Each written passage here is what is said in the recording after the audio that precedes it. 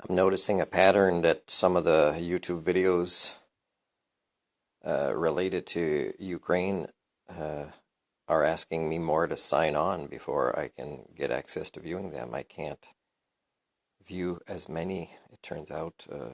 Could be could be nothing. It was a slightly different search I did for information on Ukraine, so could be related to that, but that could also make it more sensitive that they kind of, maybe it's tracked kind of who gets the information a bit. I could say which original YouTube channel it is, but I'm going to see if there's really a consistent pattern there about the information. The vlog I did yesterday, I wonder if yesterday I did two vlogs related to your HSD as a species, and one I'm not wearing a shirt. I wonder if without spreading any of them individually on different sites to share them, different groups, if the one without a shirt, which is shorter and says very little other than mentioning HSD, will grow more, and then it makes me realize again, I'm not sure you're savable as a species. If that's, if you're looking for skin, or you're looking for violence, or you're looking for shorter videos, or you're looking for drama that may or may not be accurate. I mean, I see a lot of videos that shows respectable people going on talk shows, and these videos have titles that are, I mean, the title is misleading. Like, I put creative titles on my own videos, but really there's a truth and there's a strategy, and it's not misinformation, and it's not rhetoric. There's a strategy or just a creativeness to my titles, but they're not like in total opposite of my videos or my YouTube channel. And I see a lot of these on sites that are supposedly reputable, and the title is meant to either give the opinion already that they want to give if people don't want to spend 1 minute and 50 seconds watching something and make up their own minds, or get the rhetoric that is manipulative through this less than 2 minute video. They'll just put a title that is exactly what they want people to believe or think right now about a current affairs situation. It's pretty sad. So yesterday when I did this vlog without my shirt, saying that President Zelensky reminded me of Captain America, I just want to be specific that I was restarting getting access to internet here, where I have also a streaming account where I can watch the Avengers movies, is I restarted the Captain America from the Origin movie, the first movie. And when you see Steve Rogers, being smaller but having this heart that was making him the right candidate to become this stronger, faster, more effective kind of physical hero as well, then, it's the Origin part that made me think of President Zelensky. And also Steve Rogers started in theater a little bit, even after he got the serum. So, and I did some theater as well, and there is, Donald Trump was in and I'm not praising him as a hero, but he did some theater in the WWF, but what he did was he played himself, because he's really in his head. He really is a fictional character that he believes in. So he was just playing himself, really. Anyways, I was playing characters, and President Zelensky used to play characters, that somebody else wrote. And but now he's turning into something, and I think something worth following. Here's some themes that I'm not picking up in any source that I should be seeing. Is, although we're seeing, refugees, and they're mentioning, oh, okay, they're getting a meal here, or some clothes here, or there's a baby born here, or somebody's singing a song here. It's the immediate or a few steps behind humanity, or fake humanity even, a lot of the time. I mean, it's almost like, they're picking and choosing who's saying what and who's showing what. But the thing is you're not doing, sentient, sapient, long-term human condition tragedy of this, right? About families broken, homes that will, maybe be the same they were 30 years later to come back to. Communities, neighbors that might never see each other, or again, kids that had best friends, the trauma of violence seen, of yells heard that, you can't get out of your head, that you have nightmares about.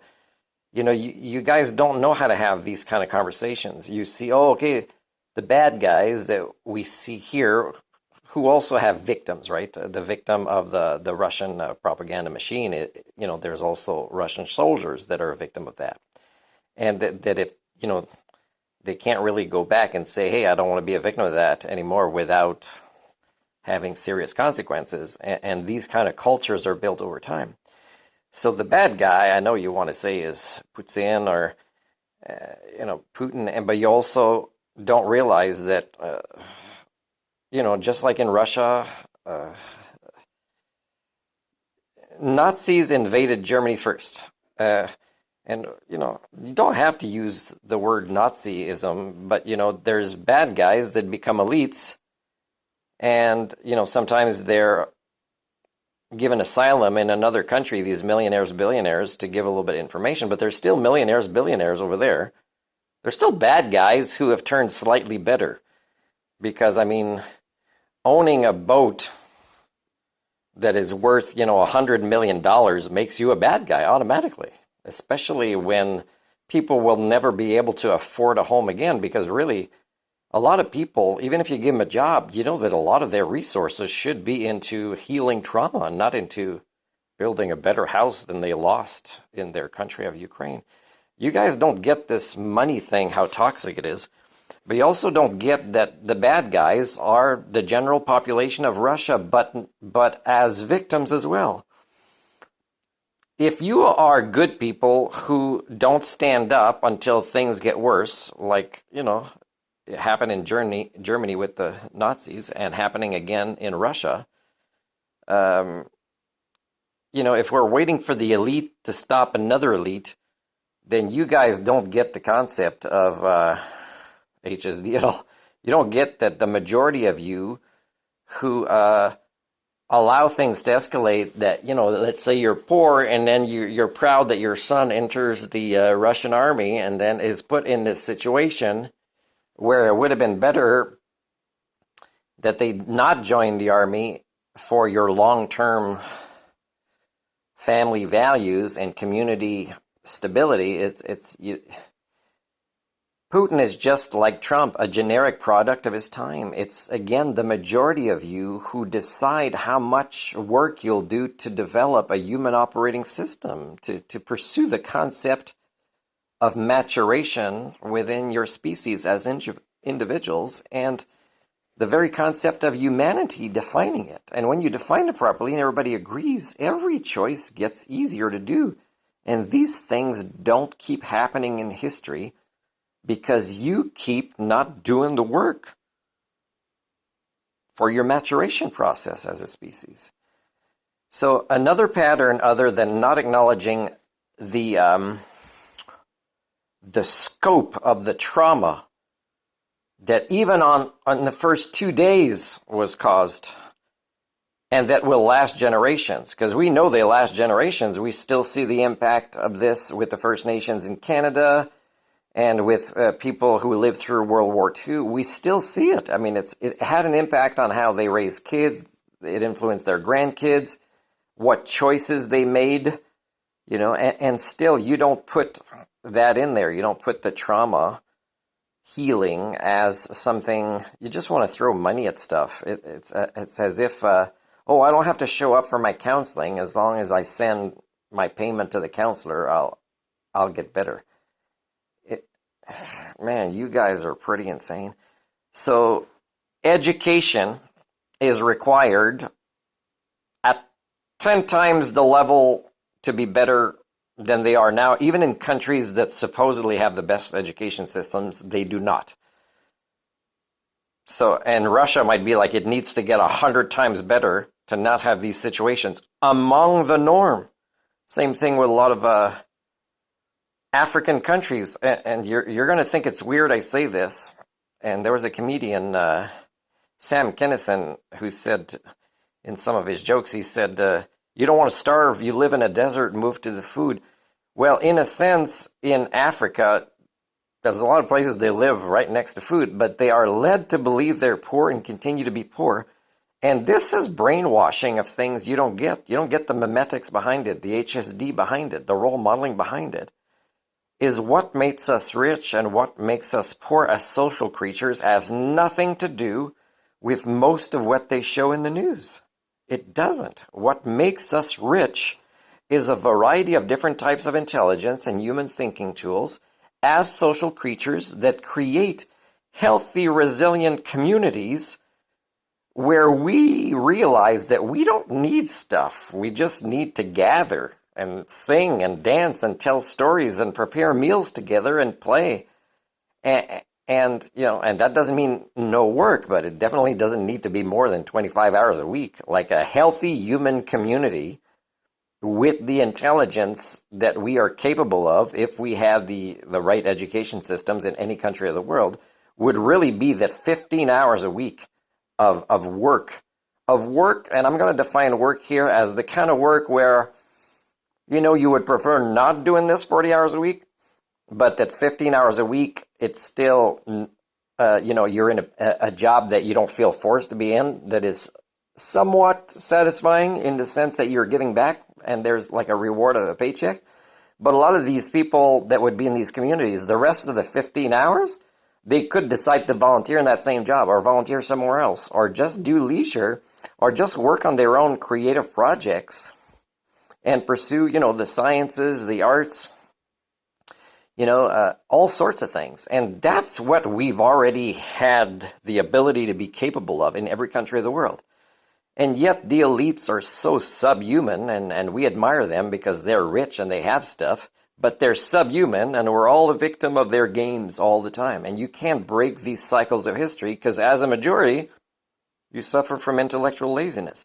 You don't want to do the work to create something better, so you're easily taken advantage of by all of the people that you think are the leaders and the decision makers. You don't get that the majority are the leaders. I also wanted to say about President Zelensky is, if he survives and Putin is overthrown or assassinated, that he should be made a hero, not by defending Ukraine, but by actually waging a multi-dimensional war. First of all, this is not what he's supposed to be doing. So he had to get into that role. Right away, that's an award. Sure, how long it took and the discipline and the ability to survive each day and not just his life, but to actually have enough energy to record his messages and to listen to the advice of others in his surroundings. All these things, that's an award. Most of you don't have these kind of abilities to succeed through this, right? Even if you don't get assassinated. The other thing is you must realize that President Zelensky is not just fighting Russia or Putin. He's fighting the UN. And this would be the same scenario if China invades Taiwan, is they'd be fighting the UN. And what's weird about that is you guys that somewhat want to support Ukraine, you are also against Ukraine by being part of the UN, because the UN has big bullies in it, like China and Russia. So he's fighting the UN at the same time as Russia, and pretty much worries, maybe China will get into it, because bullies are bullies. And again, it's not every Russian person, it's not every Chinese person, but it's the elites that the majority of you allow to play these games on a planet as if they were the best of what a human can be when they are subhuman. You allow this because you all have the intellectual laziness that makes you prefer crossing the street instead of saying, I disagree with this, before things escalate to this. These are the same cycles of history you keep repeating. So can you imagine President Zelensky? He's not saying these messages. He's not really saying, what maybe psychologists should be invited on TV to say about the trauma and the generations it'll take to get over this, except that they won't. No culture can, because you don't have a mental health system. I mean, your mental health systems barely kept up with COVID, which is just the equivalent, scientifically speaking, of adding a second flu in a winter season, and your hospitals are all going nuts. So I don't know what to tell you guys, but he's fighting a lot more than you think. He's even fighting NATO. NATO does more to arm him at the same time as help him. And of course, he has to say thank you for the weapons, but please send more. But the thing is NATO, you're supposedly not going to refuse anybody that wants to join. And if you would have, used the intelligence you said you had, you always wait. You always wait to respond. It's always like a reflex. It's always like a defensive thing. You guys cannot take charge of your destiny as a species, and it's pretty sad. So he's a hero on multiple fronts, and I don't even think he realizes how he is, and President Zelensky will have ideas of himself in the way that, I'm proud. I did this today. I kind of went to visit, soldiers that had been injured and awarded them medals and acknowledged them. And that's great, and he should feel good about himself. But there's a lot of things that he should feel good about that he doesn't get. And one of them is to not say how ridiculous the UN is or NATO is at the levels that they really are at this time, where it's very, very apparent when you're in a situation like President Zelensky is. And that's why one of my vlogs I said, I think already a lot of Ukrainians that are living these challenging days in a row, and so many of them, in ways that most of you will be born and die without understanding the intensity of the days that he is living and is surrounding, a support team. So you don't get that. So it's not just, the first event, Captain America movie that's happening right now. It's also being at war with the UN, because the UN they're just showing up for things and pretending they're working on things and thinking about things. But really, the UN is Russia. The UN is China. So that means, who stabs their other arm with the one arm? I mean, it's a useless organization. So again, this is Captain America movie where, he's also fighting S.H.I.E.L.D. when S.H.I.E.L.D. becomes too big and corrupted. And so he's living pretty much in a few weeks all the Captain America movies. But watch that first one and think of President Zelensky as we understand the temperament and the upbringing of who, Steve Rogers was to become this great hero.